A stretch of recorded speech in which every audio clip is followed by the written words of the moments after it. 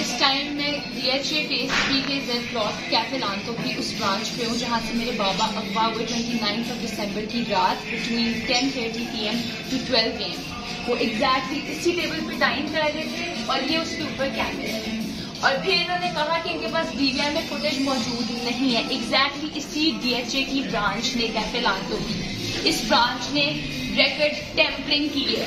इस ब्रांच ने फैसिलिटेट की है पंजाब पुलिस को उनके अगवा के अंदर। इसके बाहर जिधर मैं खड़ी हूँ 5 कैमरास, दैट्स अबाउट 5 कैमरास मौजूद हैं और उसके बावजूद इनके पास DVR में 10:30 PM से 12 AM तक का कोई रिकॉर्ड नहीं है।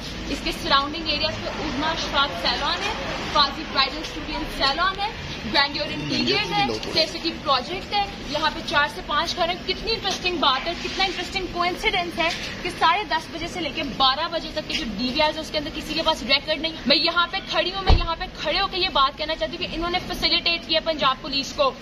और मेरी रिक्वेस्ट है आप सबसे कि बॉयकॉट करें लांतो की इसी ब्रांच को, इस स्पेसिफिक ब्रांच को।